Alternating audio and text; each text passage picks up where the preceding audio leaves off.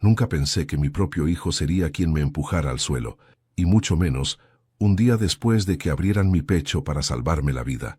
Sentí su mano golpeando mi hombro con una fuerza brutal, un grito rasgando el aire. «Apártate, viejo estúpido, ocupas demasiado espacio». Y luego el frío del piso entrando por mi piel. El golpe en la cabeza fue seco, el mundo giró, y el zumbido en mis oídos se mezcló con la risa de mi nuera. «Déjalo ahí, amor. El suelo es el único lugar que merece». No sé cuánto tiempo permanecí tendido. Escuché el portazo, el silencio, y el eco de mis propios latidos retumbando en el pecho recién cosido. El olor a desinfectante del hospital todavía impregnaba mi piel, y ahora se mezclaba con el hierro de mi propia sangre. Intenté moverme, pero el dolor me clavó al suelo como si el peso de todos mis años me sujetara. Pensé en mi esposa, Elena. Ella solía decir que la casa debía oler a pan recién hecho y a respeto. Ahora olía a egoísmo y perfume barato. Desde su muerte, todo se fue apagando poco a poco. La risa, los domingos familiares, la música vieja en la radio.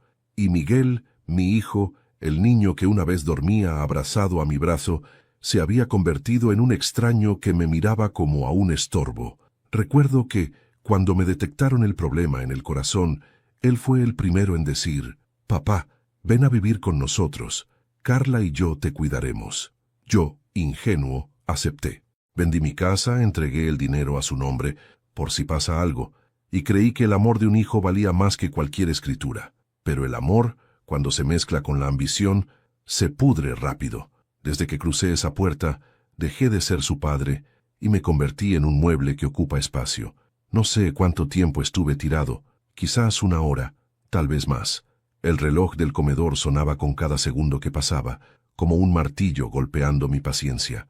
Pensé que moriría ahí, solo, sobre el suelo que antes enceraba con orgullo. Me temblaba la mano, pero logré arrastrarme unos centímetros, y justo cuando creí que no podría más, escuché el sonido más inesperado, un golpe suave en la puerta, y una voz femenina, cálida, familiar. «¿Rafael? ¿Rafael Pérez?», preguntó con tono tembloroso. Intenté responder, pero apenas pude emitir un suspiro. La puerta se abrió. Una mujer entró y el aire cambió. Era Julia, una vieja amiga de Elena. Habían trabajado juntas en el hospital hace muchos años. No la veía desde el funeral. Se quedó helada al verme en el suelo. Corrió hacia mí, se arrodilló y con manos firmes me levantó la cabeza. «Dios mío, Rafael, ¿qué te hicieron?». Sus ojos se llenaron de lágrimas, pero no perdió el control. Tomó un trapo, limpió la sangre, me ayudó a incorporarme en el sofá y puso hielo en mi frente. Le conté lo que había pasado, aunque las palabras me salían entrecortadas. Julia me escuchó en silencio. No dijo una sola palabra hasta que terminé. Entonces, con una calma aterradora, murmuró: «Tu hijo olvidó quién le enseñó a caminar, y eso no se perdona tan fácil». Yo no quería venganza. En ese momento solo quería respirar, descansar, entender. Pero en su mirada había algo más: decisión. Y mientras me acomodaba una manta sobre las piernas, sentí que el aire de la casa volvía a tener sentido, aunque fuera por un instante. A las pocas horas, escuchamos el motor del coche. Eran ellos. Miguel y Carla regresaban. Julia me pidió que no dijera nada. Se sentó a mi lado en el sofá, cruzó las piernas y esperó. Cuando la puerta se abrió, el silencio se hizo más pesado que nunca. Carla soltó la bolsa de compras, y Miguel se quedó blanco. Su padre, el viejo que creían desmayado en el suelo, estaba sentado en el sofá, con la mirada firme, y a su lado una mujer desconocida, de rostro sereno y mirada filosa. Carla dio un paso atrás. ¿Qué está haciendo aquí?», balbuceó. Julia sonrió con un tono casi maternal. «Cuidando de lo que ustedes olvidaron cuidar». Miguel apretó los puños, pero no dijo nada. Yo no grité, no lloré, no me defendí, solo los observé en silencio, como quien contempla un edificio que se derrumba. Y en ese momento entendí algo.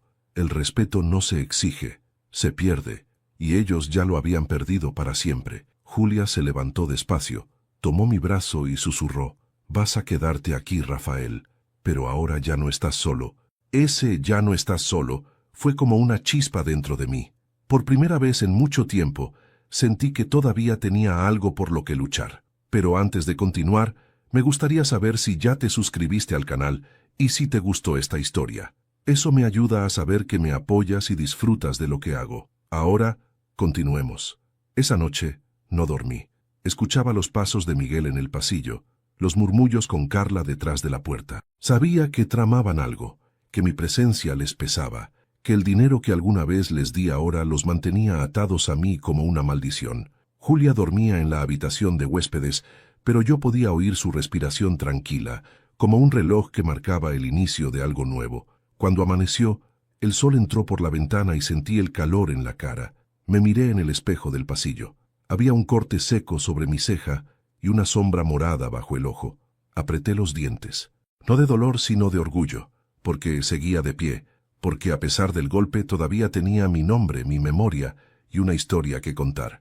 Miguel evitó mirarme al pasar. Carla se maquillaba frente al espejo, fingiendo que nada había ocurrido, y en su reflejo, por un segundo, vi algo que nunca había notado: miedo. Quizás por primera vez entendieron que el viejo débil que despreciaban acababa de abrir los ojos. Dicen que los hijos son el espejo de lo que fuimos. Pero a veces, cuando miro a Miguel, siento que ese espejo se rompió en 1000 pedazos, y cada fragmento refleja algo que no reconozco. Antes de que todo se derrumbara, nuestra vida era sencilla. Yo tenía una ferretería en el barrio de Santa Marta, un local pequeño pero siempre lleno de herramientas, olor a madera y conversación. La gente me conocía como Don Rafael, el del corazón noble. Elena, mi esposa, era enfermera. Tenía una risa dulce, de esas que llenan la casa sin pedir permiso. Nos casamos jóvenes y tuvimos a Miguel, cuando ella ya pensaba que no podría ser madre. Por eso lo criamos con más amor del que quizá era bueno darle. Yo era un hombre que trabajaba con las manos, pero el corazón se lo dejaba a ellos. Recuerdo los domingos, el olor del asado, la radio sonando con boleros viejos, Elena riendo en la cocina mientras Miguel corría detrás del perro. Éramos felices. No teníamos lujos, pero teníamos paz. Sin embargo, la paz es frágil. Cuando Elena murió, el mundo se me vino abajo. Fue tan rápido que aún me cuesta creerlo. Una mañana me dijo: voy al hospital, solo será un turno más. Esa noche no volvió. Un accidente en la carretera, dijeron. Desde entonces, la casa se volvió un eco. Miguel tenía 25 años, y aunque intenté ser fuerte, él me culpó. Si no la hubieras hecho trabajar tanto, estaría viva, me gritó en el funeral. Nunca lo olvidé. Fue la primera vez que vi en sus ojos algo parecido al odio. Pasaron los años y él cambió. Se volvió ambicioso, calculador. Estudió administración, consiguió un buen trabajo y poco después conoció a Carla. Yo la saludé con cariño al principio, pero algo en su sonrisa me resultaba hueco. Tenía esa mirada que examina más que observa. Cada vez que venían a visitarme, notaba cómo ella recorría mi casa con los ojos, los muebles, los cuadros, los relojes. Un día me dijo sin disimulo: esta casa es muy grande para un solo hombre. Y Miguel, en lugar de corregirla, sonrió. Fue cuestión de tiempo. Cuando me diagnosticaron el problema cardíaco, ellos insistieron: papá, ven con nosotros. No queremos que te pase algo estando solo. Yo, cansado, asustado y aún confiando en mi hijo, acepté. Vendí la casa, la ferretería y puse todo a su nombre. Era mi manera de asegurarle un futuro. Pensé: no importa lo que pierda mientras él esté bien. ¡Qué ironía! Esa fue mi mayor pérdida. Los primeros meses con ellos fueron tolerables. Carla fingía amabilidad. Me preparaba el té, me acompañaba a las consultas médicas, me sonreía. Pero las sonrisas falsas se desvanecen pronto. Cuando los amigos de Miguel venían, yo debía quedarme en mi habitación. Papá, te cansarías con tanto ruido, decía él. Carla comenzó a quejarse de mis medicinas, de mi lentitud, de mi presencia constante. Y lo que más dolía no era lo que ella decía, sino lo que Miguel no decía. Su silencio era una herida que no dejaba de sangrar. Recuerdo una noche en particular. Había preparado una sopa, mi receta de siempre. La llevé a la mesa con ilusión, pero cuando Carla la probó, frunció el ceño. Está muy salada, dijo. Miguel la miró y asintió sin siquiera probarla. Entonces agregó: papá, deberías dejar que Carla cocine. Ya no estás para estas cosas. Me quedé quieto, con la cuchara en la mano. Esa frase me partió más que cualquier empujón, porque comprendí que, para mi hijo, ya no era útil. Era un estorbo. Los días se fueron llenando de silencios y murmullos. Los vi planear cosas en voz baja. Carla empezó a revisar mis papeles, mis cajones, mis pastillas. Yo hacía como que no veía nada, porque a veces uno prefiere negar la realidad antes que aceptarla. Pero el alma siempre sabe, y la mía ya sabía que algo oscuro se acercaba. Una tarde, después de mi cirugía, escuché cómo discutían en la cocina. Carla decía: «Tenemos que internarlo cuanto antes. No quiero otra noche de quejas y medicinas». Y Miguel, con una voz que ya no reconocía, respondió: «Lo haremos, pero hay que hacerlo parecer su decisión». Me quedé helado. Mi propio hijo, planeando deshacerse de mí como quien cambia un mueble viejo. Aquella noche no pude dormir. Cerré los ojos y recordé a Elena, su voz, su olor, sus manos curando cada herida, y le hablé en silencio. «Si estás ahí, dame una señal, algo que me recuerde que no estoy completamente solo». Al día siguiente, ella me la envió. Apareció Julia. Julia fue la enfermera que estuvo al lado de Elena en sus últimos días. Siempre fue una mujer fuerte, de esas que no temen decir la verdad. Nunca imaginé que volvería a verla después de tantos años, y mucho menos que sería ella quien abriría la puerta justo cuando más lo necesitaba. A veces pienso que fue Elena quien la envió, porque nadie más habría llegado en ese momento preciso, cuando mi cuerpo sangraba y mi alma se moría despacio. Y cuando Julia me levantó del suelo y me dijo: «Ya no estás solo», sentí que mi esposa, de alguna forma, me hablaba a través de ella. Desde entonces, algo dentro de mí despertó. Una parte que el dolor había dormido durante años. No sé si fue orgullo, instinto o simplemente el deseo de justicia, pero entendí que no podía seguir callando. No después de todo lo que di. Esa noche, mientras escuchaba a Miguel y Carla reír en su habitación, prometí algo en silencio. No me iban a destruir. No más. Miré mis manos viejas, llenas de cicatrices del trabajo, y las apreté con fuerza. Habían construido casas, reparado techos, levantado sueños. Podían también construir mi venganza. Y así, con la luna asomando entre las cortinas, empezó lo que más tarde Julia llamaría la calma antes de la tormenta. Porque aún no sabíamos que lo peor, y lo mejor, estaba por venir.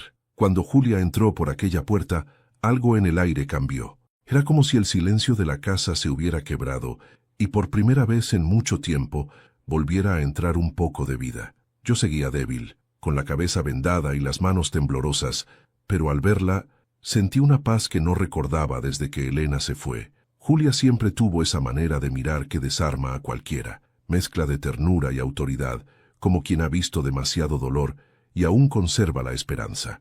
«¿Qué te hicieron, Rafael?», preguntó con la voz ahogada. No supe qué responder. Me limité a bajar la mirada y dejar que mis lágrimas hablaran por mí. Ella me limpió la sangre con cuidado, sin hacer preguntas innecesarias, solo murmurando de vez en cuando: «Tranquilo, ya pasó, estás a salvo». Pero yo sabía que no estaba a salvo. No en esa casa. Después de ayudarme a sentarme en el sofá, fue a la cocina y preparó una infusión. El olor a manzanilla llenó la sala. Hacía tanto que nadie me preparaba algo con cariño que ese gesto me dolió más que el golpe.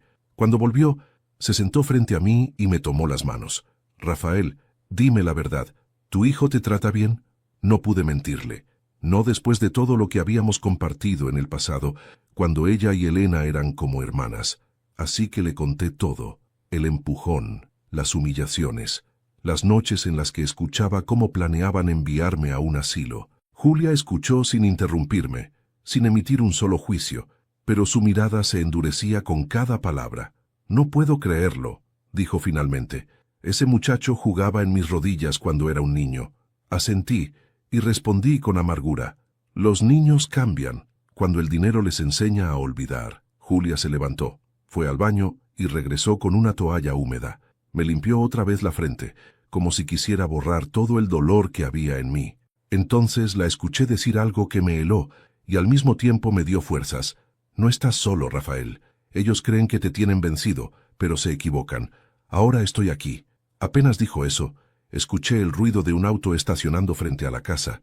Mi corazón se aceleró. Julia me miró y comprendió sin que yo tuviera que explicarle nada. «¿Son ellos?», susurró. Asentí.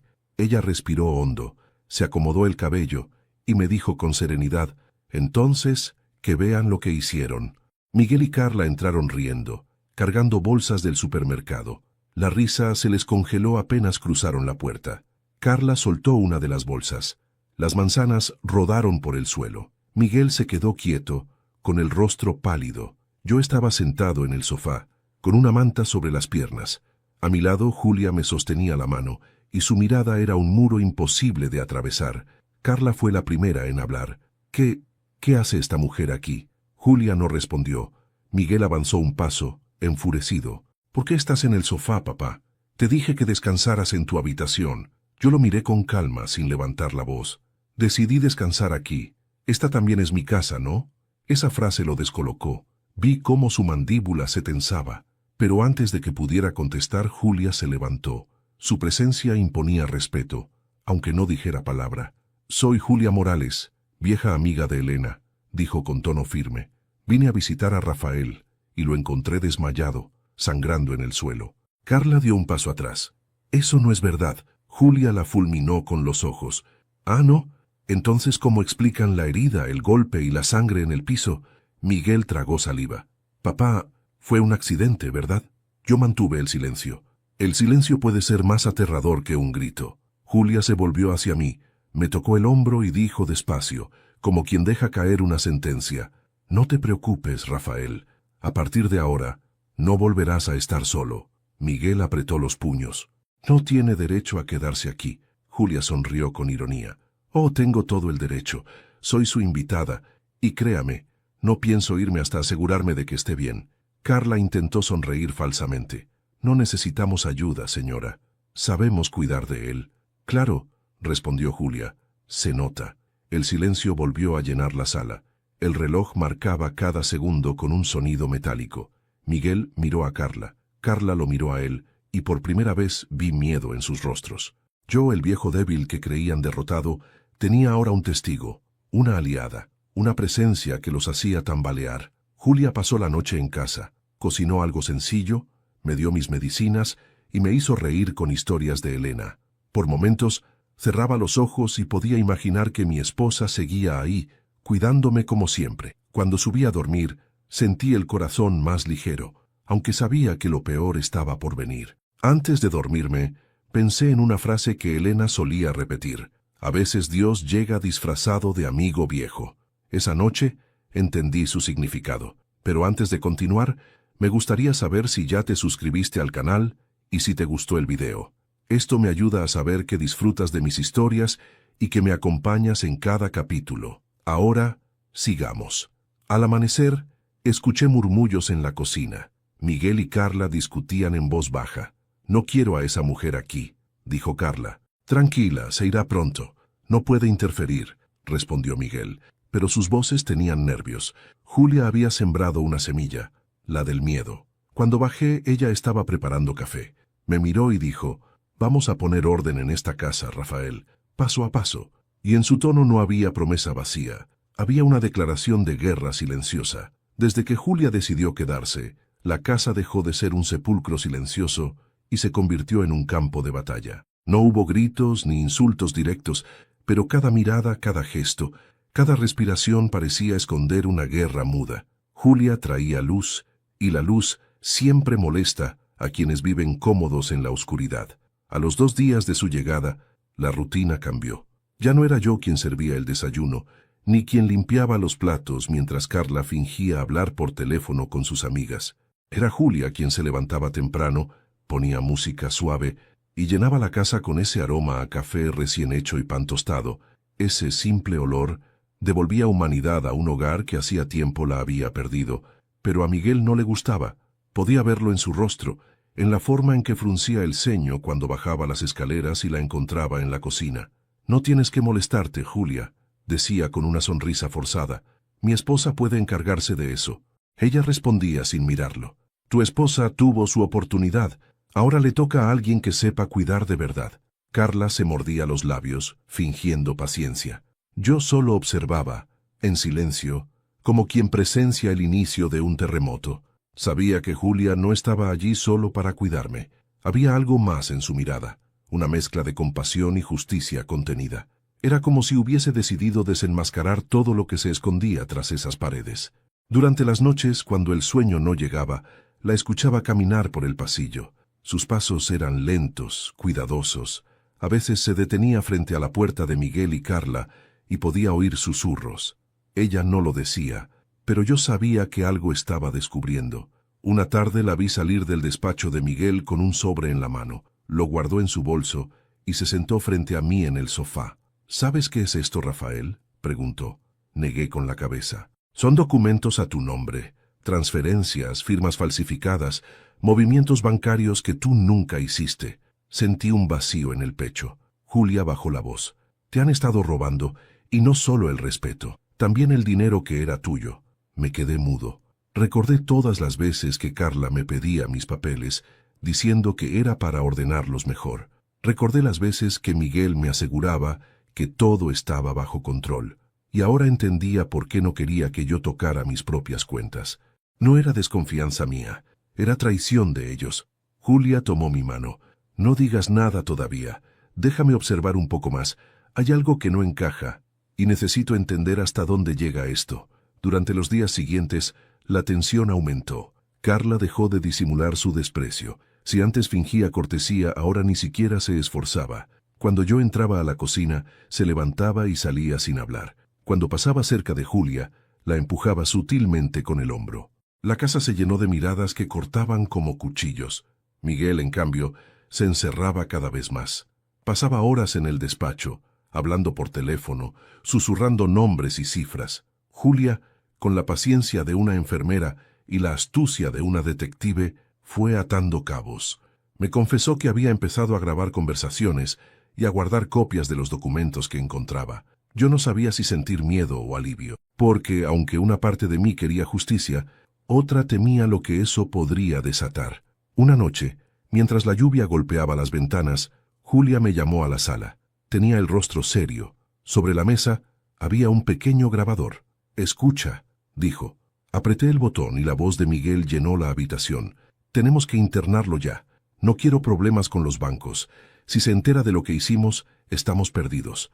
Luego la voz de Carla, fría como el hielo. «Tranquilo, en el asilo no durará mucho.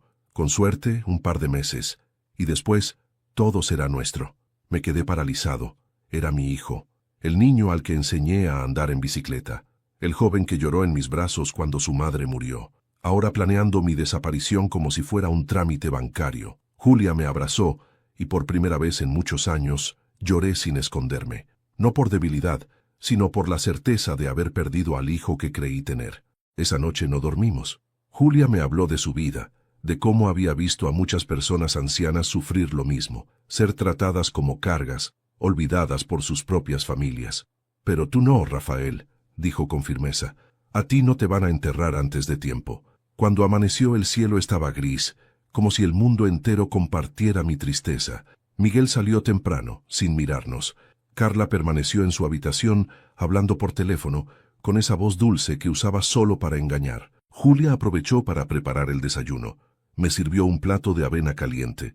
Se sentó frente a mí y dijo: «Hoy vas a hacer algo, aunque te cueste». «¿Qué cosa?».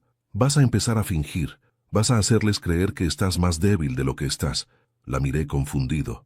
«¿Para qué?». «Porque solo así bajarán la guardia, y cuando eso ocurra, será el momento de actuar». Yo, que siempre había sido un hombre honesto, me encontraba a punto de convertirme en un actor dentro de mi propia casa. Pero confiaba en ella. Julia tenía un plan, y aunque no lo entendía del todo, su determinación me hacía sentir protegido. Esa noche, mientras fingía dormir en el sofá, los escuché otra vez. «Tenemos que hacerlo pronto», dijo Carla. «No quiero a esa mujer aquí otro día». Miguel respondió: «Lo sé. Esta misma semana nos deshacemos de ambos». «De ambos». Esa frase se me clavó en el alma. No solo querían mi herencia, también querían deshacerse de Julia. Cuando escuché que subían las escaleras, abrí los ojos y vi su silueta en la penumbra. Julia estaba en el marco de la puerta, con una linterna en la mano y una expresión que no olvidaré jamás. «Ya los escuché, Rafael», susurró, «y créeme, no saben con quién se metieron. Hay verdades que uno no quiere escuchar aunque sospeche de ellas, verdades que duelen más que cualquier golpe, porque no se clavan en la piel, sino en el alma. Esa mañana, Julia me despertó temprano. La luz del amanecer entraba tímida por la ventana, pero su rostro estaba firme, decidido. «Rafael», me dijo, «hoy vas a ver lo que ellos realmente han hecho». Sobre la mesa del comedor había una carpeta gruesa. Al abrirla, el olor del papel mezclado con tinta vieja me golpeó como una bofetada. Eran copias de documentos, recibos bancarios, firmas falsificadas y un listado con mi nombre. Julia señaló uno en particular. «Mira la fecha. Fue el día de tu cirugía». En el documento aparecía una transferencia de más de 100,000 pesos a una cuenta desconocida. «No la hice yo», susurré. «Lo sé», dijo ella. «La hizo tu hijo. Usó tu poder notarial». Me quedé mudo. El corazón me latía tan fuerte que pensé que los puntos de mi operación volverían a abrirse. Miguel no solo me despreciaba, me había robado. Y lo peor es que lo había hecho cuando yo estaba inconsciente, confiando en que no viviría lo suficiente para descubrirlo. Julia me dejó unos segundos para procesarlo, luego habló despacio, casi con ternura. «Esto ya no es solo maltrato, Rafael, es un crimen. ¿Qué vas a hacer?», pregunté con voz temblorosa. «Lo que debí hacer desde que llegué, protegerte y ponerles un alto. Pero necesito tu ayuda». Esa frase me devolvió algo que creía perdido, la sensación de tener propósito. Durante tanto tiempo me habían tratado como a un viejo inútil que había olvidado lo que era sentir fuerza. Pero Julia me devolvía poco a poco la dignidad. Decidimos esperar. No podíamos actuar sin pruebas completas. Julia instaló discretamente una cámara en el pasillo y otra en la sala. «Quiero ver cómo se comportan cuando creen que no los miran», dijo. Esa misma noche el resultado fue aterrador. Desde mi habitación escuché a Carla decir: «¿Y si el viejo habla?». Miguel respondió: «¿A quién le va a creer alguien? Está medio enfermo, confunde fechas, olvida cosas. Nadie lo tomará en serio». Ella rió, una risa seca, vacía. «Entonces dejémoslo hablar. Total, pronto estará en ese asilo que mencionaste». Quise levantarme, entrar y gritarles lo que pensaba, pero recordé las palabras de Julia: «No te precipites, deja que se hundan solos». Así que me quedé quieto, con los puños cerrados y los ojos llenos de lágrimas. Por dentro, juré que no volvería a ser su víctima. Al día siguiente, Julia trajo una visita inesperada. Un hombre elegante, de cabello canoso y mirada inteligente. «Rafael, te presento a Ricardo», dijo ella. «Es abogado, un viejo amigo de confianza». Él me estrechó la mano con respeto. «Julia me contó tu situación. No te preocupes, vamos a hacerlo todo dentro de la ley». Hablamos durante horas. Ricardo me explicó que aún podía recuperar mis bienes, demostrar el fraude y dejar un testamento que anulara cualquier maniobra de Miguel. Por primera vez en años, sentí que el viento volvía a soplar a mi favor. Sin embargo, Julia no se detenía ahí. Esa misma tarde encontró algo más. Mientras limpiaba la habitación de huéspedes, la que Carla usaba como depósito, halló un sobre escondido detrás de un cuadro. Dentro había fotografías y copias de correos electrónicos. Miguel y Carla negociaban la venta de mi antigua casa, la que yo había puesto a su nombre antes de enfermarme. Ni siquiera esperaron a que muriera. Ya estaban vendiendo mis recuerdos. Julia apretó el sobre con fuerza. «No tienen límites», dijo con la voz quebrada. Y tenía razón. Esa noche, cuando todo quedó en silencio, bajé al comedor y me senté solo.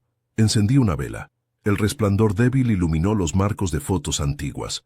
Elena sosteniendo a Miguel de niño, los tres en la playa, mi ferretería llena de risas. Toqué el cristal del retrato y le hablé en voz baja. «Mira lo que se convirtió nuestro hijo, Elena. Míralo. No sé si fallé como padre o si fue el amor el que me cegó». Las lágrimas cayeron sin que intentara detenerlas. Julia apareció sin hacer ruido. Puso una mano sobre mi hombro y dijo: «No lloras por debilidad, Rafael. Lloras porque sigues siendo humano. Y eso es lo que ellos perdieron». Nos quedamos en silencio unos minutos.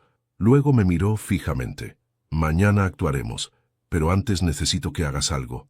La miré intrigado. «¿Qué cosa?». «Finge, como te dije, que te duele más el pecho, que estás peor. Deja que crean que ya no puedes valerte por ti mismo». «¿Y después?».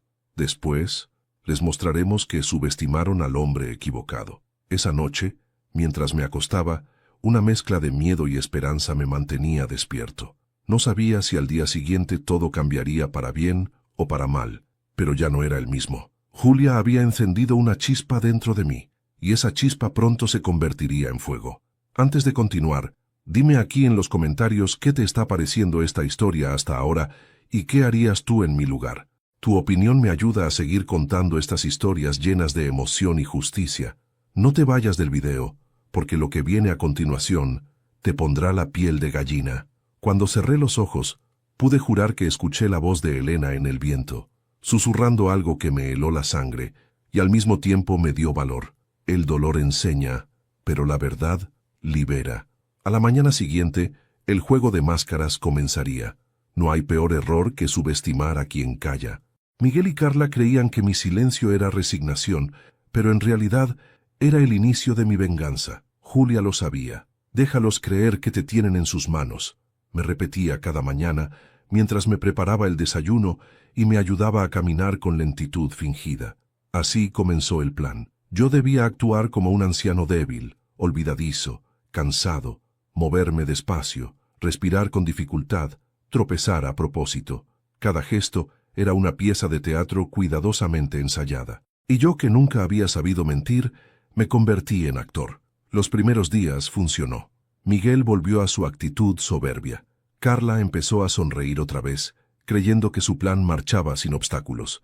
Ya no me hablaban con rabia, sino con esa falsa dulzura que uno usa antes de traicionar. Papá, debes descansar más, no te esfuerces. Nosotros nos encargamos de todo. Y mientras tanto, se encargaban también de seguir vaciando mis cuentas. Julia observaba todo desde las sombras. Había colocado una pequeña cámara en la repisa del comedor. Quiero sus rostros cuando crean que nadie los mira, me dijo con una sonrisa. Y cada noche revisaba las grabaciones con Ricardo, el abogado. La casa se llenó de silencios incómodos. Las paredes parecían escuchar. Yo me movía con lentitud, fingiendo torpeza, pero cada palabra que oía la recordaba con precisión quirúrgica. Una tarde, Carla se acercó a mí con su habitual voz melosa. «Don Rafael, ¿ha pensado en ese lugar que le mencionamos?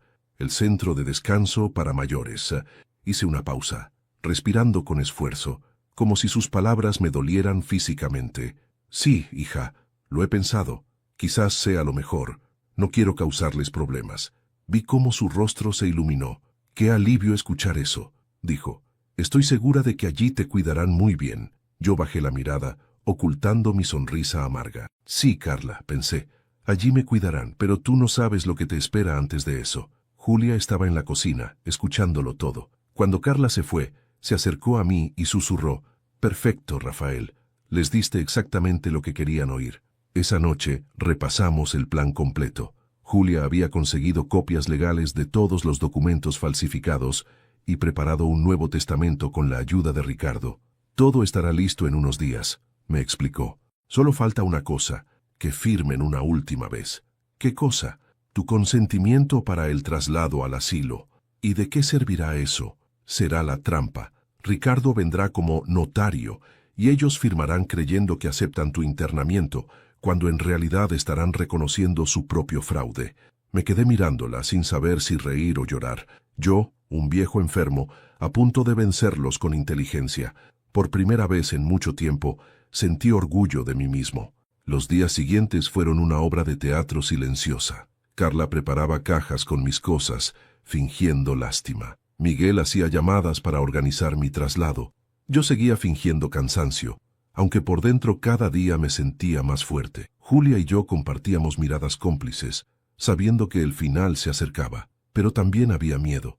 Ellos eran impredecibles, y el peligro no era solo perderlo todo otra vez, era que me hicieran daño antes de que el plan se completara. Una noche, mientras Julia revisaba las cámaras en el comedor, notó algo extraño. Miguel estaba en el despacho, hablando por teléfono. Su tono era bajo, amenazante. «Sí, el viernes lo llevo al lugar». «No, no habrá testigos». Julia me miró con el rostro helado. «¿Quieren adelantarse?» «¿Qué hacemos?», me pregunté. «Nos adelantamos nosotros». Esa frase se me quedó grabada. Nos adelantamos nosotros. Era hora de actuar. Al día siguiente, fingí un ataque de debilidad. Me dejé caer lentamente al suelo del salón, jadeando. Carla corrió hacia mí. «Miguel, ven rápido, creo que se desmayó». Me sostuvieron, me llevaron al sofá y me dieron agua. «Tranquilo, papá, pronto todo estará bien», dijo él, mientras disimulaba una sonrisa de alivio. No sabía que Julia lo estaba grabando desde la cocina. Por la tarde, Julia llamó a Ricardo. El abogado confirmó que el documento estaba listo. La cita sería el jueves. Ese día se firma el final de su mentira, dijo Julia con serenidad. Las horas se hicieron eternas. Dormí poco, comí poco. La ansiedad me devoraba por dentro.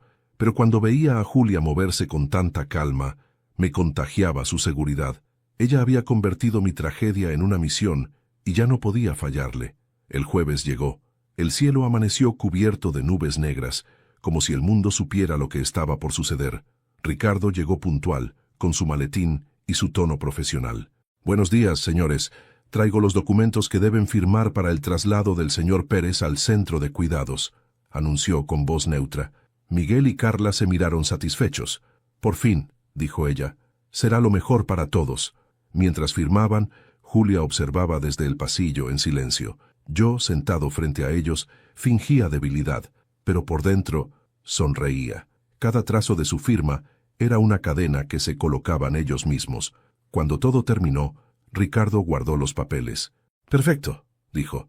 «El proceso queda legalizado. En unos días recibirán la notificación oficial». Miguel estrechó su mano sin imaginar que acababa de condenarse. Esa noche, Julia y yo nos sentamos frente a la chimenea. No hablamos mucho, solo nos miramos, sabiendo que la batalla aún no había terminado, pero la victoria ya empezaba a oler a justicia. El fuego crepitaba, y en ese sonido sentí algo que hacía años no sentía: esperanza. Dicen que antes de una tormenta, el aire se vuelve más pesado, como si el mundo contuviera la respiración. Así se sentía la casa esa noche, silenciosa, expectante, con un aroma a engaño flotando entre las paredes. Carla había insistido en preparar una cena familiar para celebrar, según ella, que por fin todo estaba en orden. Yo sabía lo que quería decir, que mi traslado al asilo estaba firmado y que pronto dejaría de ser su problema. Lo que no sabía era que esa cena sería el principio de su ruina. Julia aceptó la invitación con una serenidad casi inquietante. «Por supuesto», le dijo a Carla, «será lindo compartir una última cena juntos». Yo noté cómo la palabra «última» se le escapó con una ligera sonrisa, como si ocultara una segunda intención. Desde temprano Julia se encargó de los detalles. Decoró la mesa con un mantel blanco, colocó velas, puso música suave. Parecía una velada normal, pero cada objeto tenía su propósito. Las cámaras ocultas, los micrófonos discretos, las copias de los documentos firmados. Todo estaba listo. Cuando Miguel bajó, se sorprendió al ver la mesa tan impecable. «¿Qué es todo esto?» «Una despedida», respondió Julia. «Pensamos que sería bonito hacerlo con estilo». Carla, vestida de rojo, se sentó frente a mí. Sus labios pintados contrastaban con la sonrisa falsa que usaba solo cuando mentía. «Brindemos por el futuro», dijo alzando su copa. Julia la imitó, con una expresión que oscilaba entre la cortesía y el desafío. Yo también levanté mi vaso, temblando ligeramente, como si mi cuerpo aún cargara con la enfermedad. «Por el futuro», repetí, aunque no siempre sea el que imaginamos. El vino sabía a hierro. La conversación comenzó trivial, casi monótona. Carla hablaba de sus planes de redecorar la casa. Miguel fingía interés, pero yo podía notar su impaciencia. Cada tanto, sus ojos me observaban con una mezcla de culpa y alivio. Era el tipo de mirada que tiene alguien que ya ha firmado su propia condena sin saberlo. Julia los dejaba hablar. Sonreía, asentía, y de vez en cuando lanzaba frases que parecían inocentes, pero que tenían filo. «Es curioso cómo las personas cambian», dijo de pronto, mientras servía más vino. «Cómo la ambición puede volver irreconocible hasta al más noble de los hijos». Carla se tensó. Miguel bajó la mirada. «¿A qué viene eso?», preguntó él. «A nada», respondió Julia. «Solo reflexionaba. He visto muchos casos así en el hospital. Familias destruidas por el dinero». El silencio cayó como un golpe seco. Yo la miré, fingiendo no entender, pero por dentro me ardía el pecho de emoción. Era la primera vez que alguien los enfrentaba en su propio terreno, con elegancia y sin perder el control. Carla cambió de tema apresuradamente. «Bueno, espero que en el centro donde estarás te traten bien, Rafael». «Eso espero, hija», respondí, aunque últimamente me siento mejor, casi como si tuviera fuerzas para quedarme un poco más. Ella se atragantó con el vino. Julia soltó una leve risa. «Qué coincidencia», dijo. «Justo ahora que todo está resuelto». El ambiente se volvió pesado. Las velas titilaban, el reloj del comedor marcaba los segundos con una precisión insoportable. Nadie hablaba, y el silencio era tan denso que podía oír mi propio pulso. De pronto Julia se levantó y trajo una carpeta del aparador. Antes del postre quería enseñarles algo curioso que encontré hoy. La colocó sobre la mesa, justo frente a Miguel. Él frunció el ceño. «¿Qué es eso?» «Papeles», respondió Julia con una sonrisa amable. «Documentos muy interesantes». Carla la miró con desconfianza. «¿Por qué nos muestras eso?» «Porque me pareció justo. Ya que hablamos de familia, pensé que todos deberían saber qué tipo de familia son». Abrió la carpeta. Allí estaban las copias de los documentos falsificados, las transferencias, las grabaciones impresas con transcripciones de voz. Miguel palideció. Carla apretó la servilleta entre los dedos. Yo no dije nada. Solo los observé, disfrutando de su incomodidad. Julia continuó. «Esto, queridos, son pruebas de fraude, falsificación y abuso de confianza. Todo con fecha, hora y firma». Miguel se levantó de golpe. «No tienes derecho a meterte en nuestros asuntos». Julia no se movió. «¿Nuestros? O los suyos, Rafael, porque todo lo que hay en esos papeles pertenece a él». Carla lo tomó del brazo, intentando calmarlo. «Siéntate, por favor», susurró nerviosa. Miguel la apartó con brusquedad. «Esto es una trampa». Julia lo miró con serenidad. «Sí, pero tú la firmaste». El silencio que siguió fue eterno. Miguel respiraba agitado. Carla comenzó a llorar, pero no de arrepentimiento, sino de miedo. Yo me incliné hacia adelante, apoyando los codos sobre la mesa y dije con calma, «Todo lo que hiciste, Miguel, lo tengo grabado. Todo lo que dijiste, lo tengo guardado». Él me miró con incredulidad. «Tú no harías eso». «Lo hice, porque tú me enseñaste que la confianza ciega mata». Julia cerró la carpeta y la guardó. «Esta fue solo una advertencia. Mañana el abogado vendrá con las autoridades. Les sugiero que duerman bien esta noche». Se levantó. «Yo también». Carla rompió en sollozos.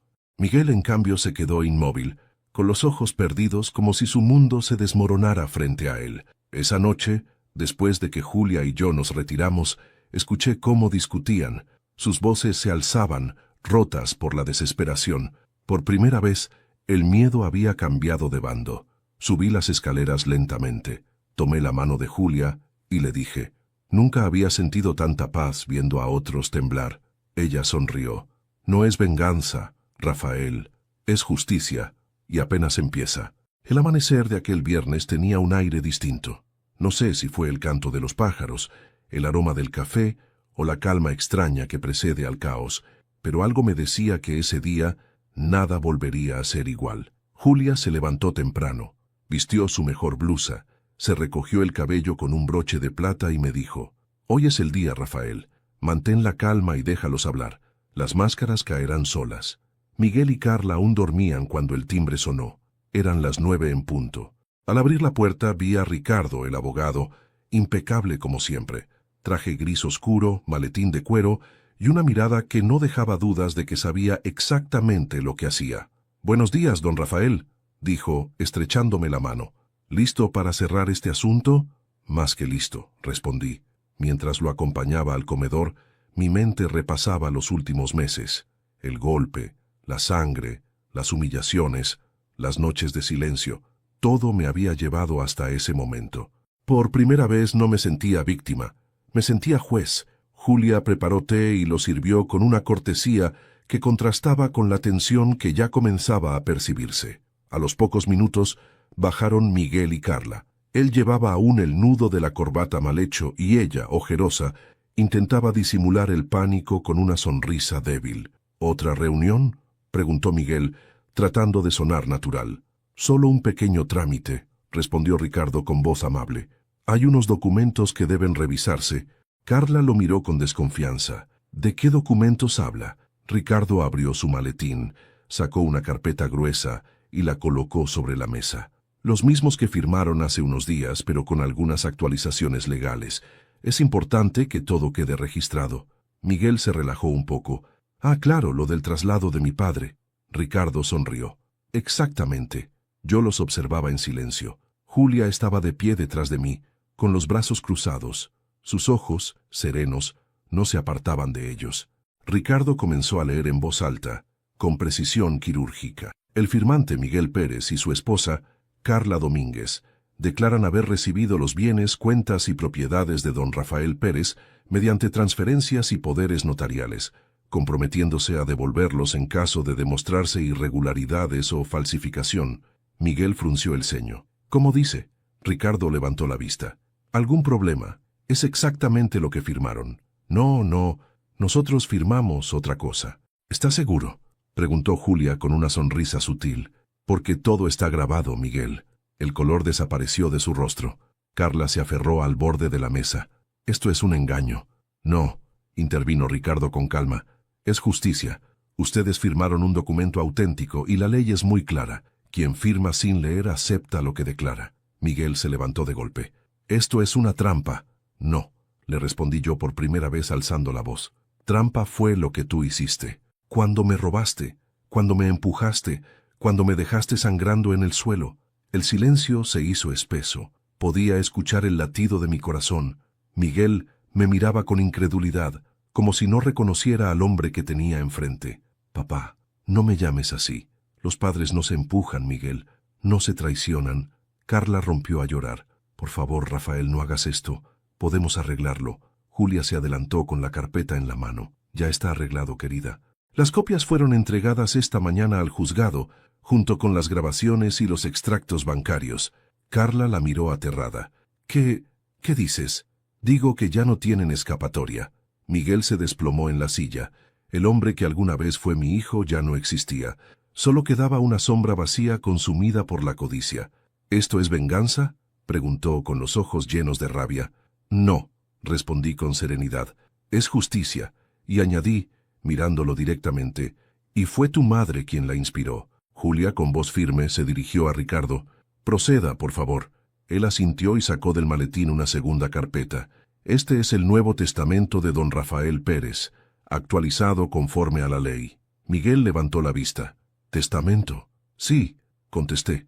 Todo lo que alguna vez fue tuyo vuelve a ser mío, y cuando yo ya no esté, pasará a manos de quienes lo merezcan. Julia colocó una mano sobre la mía. Personas que saben cuidar, no destruir. Carla se levantó, histérica. Esto es una locura. Nadie va a creerles. Ricardo la miró con compasión como quien observa a un animal atrapado. Créame, señora, cuando la policía vea los documentos, los audios y las transferencias, no necesitarán creerme. Miguel golpeó la mesa. Maldita seas, Julia. Tú planeaste todo esto. Ella no se inmutó. No, Miguel. Esto lo planeó el dolor de un padre al que ustedes intentaron destruir. Yo solo lo ayudé a abrir los ojos. El reloj marcó las 11. El sonido del segundero era lo único que se oía. Julia y Ricardo recogieron los papeles y se dispusieron a irse. Antes de salir, Julia se volvió hacia ellos. Les aconsejo que preparen sus cosas. En breve recibirán una citación. Carla cayó de rodillas, suplicando. Rafael, por favor, somos tu familia. La miré con tristeza. No, Carla, ustedes son mi lección. La familia no se define por la sangre, sino por la lealtad. Cuando cerramos la puerta, sentí algo que hacía años no sentía, ligereza. El aire olía a limpieza como después de una tormenta. Julia sonrió. ¿Lo ves? Te lo dije. La verdad siempre llega. Sí, respondí. Pero duele. Claro, dijo. Las curas siempre duelen antes de sanar. Esa noche encendí una vela frente a la foto de Elena. Le hablé en voz baja. Ya está hecho, amor. Nuestro hijo ha caído en su propio juego. Y por primera vez en mucho tiempo, sentí que podía dormir sin miedo. El día amaneció gris, con un cielo tan pesado que parecía presagiar lo que estaba por venir. Lloviznaba, y el sonido de las gotas golpeando las ventanas acompañaba cada latido de mi corazón. Julia preparaba café en silencio, mientras yo me vestía con la calma de quien ya no teme. No era un día cualquiera, era el día que Miguel había elegido para llevarme al asilo. El mismo día en que él y Carla descubrirían que el asilo que les esperaba no tenía paredes blancas ni enfermeros, sino barrotes y uniformes. Julia se acercó con una taza humeante. ¿Listo?, preguntó. Más que nunca, le respondí. No digas mucho, deja que ellos hablen, que se hundan solos. Asentí. Sabía que ella tenía razón. Desde hacía días, La policía y el abogado Ricardo estaban al tanto. Solo esperaban el momento exacto para intervenir. Ese momento era hoy. A media mañana, escuchamos el sonido de un motor en la entrada. Era la camioneta de Miguel. El ruido del freno, la puerta cerrándose con fuerza, los pasos apurados bajo la lluvia. Julia y yo nos miramos. No hizo falta decir nada. El telón estaba por levantarse. Miguel entró empapado con el rostro tenso. Carla lo seguía de cerca, fingiendo preocupación. «Papá», dijo él, «hoy iremos al centro del que te hablé. Tienen habitación lista, te gustará». Su tono era suave, casi ensayado, como quien intenta convencer a un niño. Yo sonreí débilmente. «Claro, hijo, si tú lo dices». Julia se mantuvo a un lado, observando todo con la serenidad de quien ya sabe el final de la historia. Carla se acercó para ayudarme con el abrigo. Su perfume era dulce, pero detrás de ese olor sentí el veneno de su falsedad. «Va a estar bien, don Rafael. Es por su salud», dijo, sin poder mirarme a los ojos. Me levanté despacio, apoyándome en el bastón. «Entonces vamos», murmuré. «No quiero hacerlos esperar». Miguel abrió la puerta. La lluvia golpeaba con fuerza. El aire estaba frío, pero dentro de mí había fuego. Caminé con paso lento hasta la camioneta. Julia venía detrás, sosteniendo un paraguas. Cuando subí al asiento trasero noté algo extraño. 2 hombres esperaban dentro, uno en el asiento del copiloto, otro detrás del volante. Vestían de civil, pero su postura era firme, atenta. Miguel sonrió. «Son del asilo. Van a ayudarnos con el traslado». Yo asentí sin responder. Julia subió conmigo, Carla se sentó adelante. El motor arrancó y el vehículo comenzó a moverse. Durante el trayecto, el silencio era incómodo. Solo se escuchaba la lluvia y el motor. Carla intentó romper la tensión. «Papá, quiero que sepas que todo esto lo hacemos por tu bien». «Lo sé, hija», contesté, «y estoy seguro de que pronto entenderás que fue lo mejor». Miré por la ventana. Reconocí el camino, pero algo no coincidía. No íbamos hacia ningún centro médico. Tomaban otra ruta, una más larga, desierta. Julia lo notó también. «¿A dónde vamos, Miguel?», preguntó con voz tranquila. Él no respondió. Carla evitó mirarnos. «Solo un desvío», dijo. Julia cruzó los brazos. «Sí, un desvío, directo a la justicia». De pronto la camioneta se detuvo. Los hombres del frente se miraron. Uno sacó una credencial y la mostró. «Policía Nacional». Miguel se quedó helado. Carla palideció. «¿Qué significa esto?», balbuceó. El agente bajó la voz. «Señores Miguel Pérez y Carla Domínguez, quedan detenidos por fraude, maltrato y falsificación de documentos. Les rogamos que bajen del vehículo». Miguel intentó reaccionar. «Debe haber un error. Yo soy el hijo de este hombre». «Justamente», respondió el agente. «Y por eso está aquí». Julia lo miró con una serenidad casi cruel. «Te dije que el asilo no era para tu padre, Miguel. Era para ti». Carla rompió en llanto. «No, por favor. Nosotros solo queríamos ayudarlo». El otro agente la tomó del brazo.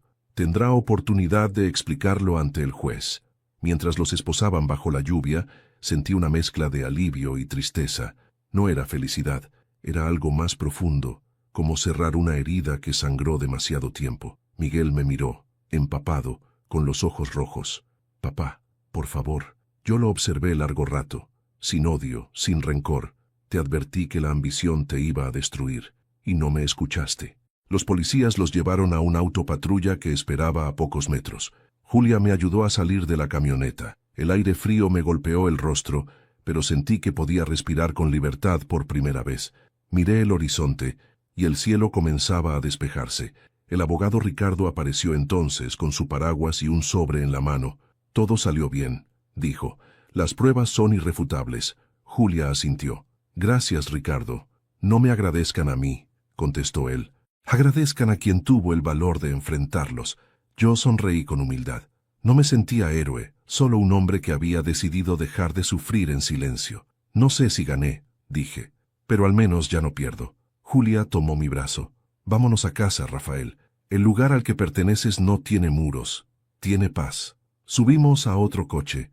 Mientras avanzábamos, el sol comenzaba a romper las nubes. Miré por la ventana y vi, a lo lejos, las luces del autopatrulla perdiéndose en la lluvia. Sus siluetas se desvanecían como los fantasmas de una pesadilla que por fin terminaba. Julia me miró con ternura. «¿Cómo te sientes?»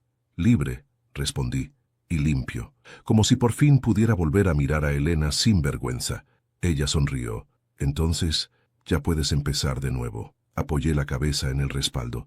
El cansancio era profundo, pero no dolía. Era el descanso del alma que ha esperado justicia, y al fin la encuentra. Los días siguientes fueron un torbellino. La noticia se esparció rápido. Pareja detenida por fraude y maltrato a un anciano. Los noticieros mostraban imágenes del arresto, los vecinos comentaban, y de pronto todos parecían recordar quién era Rafael Pérez, el hombre al que durante años saludaron sin mirar. Yo observaba todo desde la distancia, no con alegría, sino con una calma que solo llega cuando la verdad finalmente se abre paso. Julia se encargó de protegerme del ruido exterior, mientras Ricardo manejaba los trámites judiciales. El juicio fue breve. Las pruebas eran contundentes. Grabaciones, documentos, firmas falsas. Nadie podía negarlo. Miguel, con el rostro envejecido antes de tiempo, no levantó la cabeza en ningún momento. Carla lloraba, repitiendo las mismas excusas que había usado toda su vida. No sabíamos lo que hacíamos, fue un error, pero ya era tarde. El juez dictó la sentencia: 6 años de prisión por fraude y abuso agravado. Cuando terminó la audiencia, me acerqué a él. Los guardias dudaron, pero el juez asintió. Miguel levantó la vista por primera vez. Sus ojos estaban vacíos, apagados. «Papá», susurró. «No quise llegar tan lejos». Lo miré con tristeza. «Siempre quisiste llegar lejos, Miguel, solo que nunca miraste hacia atrás para ver a quién dejabas atrás». Él rompió a llorar, y en ese llanto reconocí por un instante al niño que había sido mi hijo. Quise odiarlo, pero no pude, porque uno no puede arrancarse del alma a quien alguna vez fue parte de su esperanza. «No te deseo mal», le dije, «solo que el dolor te enseñe lo que el amor no pudo». Me giré y salí del tribunal. El sol me cegó por un instante, pero el calor en mi rostro me recordó que estaba vivo, libre y en paz. Julia me esperaba afuera, con una sonrisa tranquila. «Se acabó», me dijo. «Sí», respondí, «pero lo más importante es que empecé de nuevo». Esa tarde, mientras caminábamos de regreso a casa, pensé en Elena. Sentí que, de algún modo, ella había guiado cada paso, cada decisión, cada verdad revelada. El viento soplaba suave, y por primera vez en años, el mundo no me pesaba. «¿Sabes, Julia?», le dije, «siempre creí que el perdón era debilidad, pero ahora entiendo que es libertad». Ella asintió. «Y tú acabas de ganarla». Sonreí. La justicia se había cumplido, y aunque el pasado dolía, ya no me dominaba, porque en el fondo sabía que al final la verdad siempre encuentra su camino. Han pasado algunos meses desde aquel juicio y todavía me cuesta creer todo lo que viví. La casa, antes llena de sombras y silencios, ahora huele a pan recién hecho, a flores y a vida. Julia sigue aquí acompañándome cada día, no como cuidadora ni como salvadora, sino como amiga. A veces la miro y pienso que el destino la trajo en el momento justo, cuando la soledad ya casi me había vencido. He vuelto a caminar sin bastón. Cada paso que doy por el jardín es una pequeña victoria, un recordatorio de que aún tengo algo que ofrecer. Planto rosales, reparo lo que puedo, y por las tardes me siento en el porche a mirar cómo el sol se esconde detrás de las montañas. Ahí, en ese silencio dorado, siento la presencia de Elena. Ya no duele recordarla. Ahora su recuerdo me acompaña como una brisa suave que me susurra: «Viviste, Rafael», y eso basta. Julia me habla de abrir un pequeño taller para enseñar a los jóvenes del barrio a trabajar con las manos, como yo hacía en mi ferretería. La idea me emociona. Quizás así pueda dejar algo más que una historia triste, un legado. A veces pienso en Miguel. Su condena fue justa, pero mi corazón ya no lo juzga. Le escribí una carta, no para perdonarlo, porque el perdón no se pide, se demuestra, sino para decirle que todavía puede cambiar.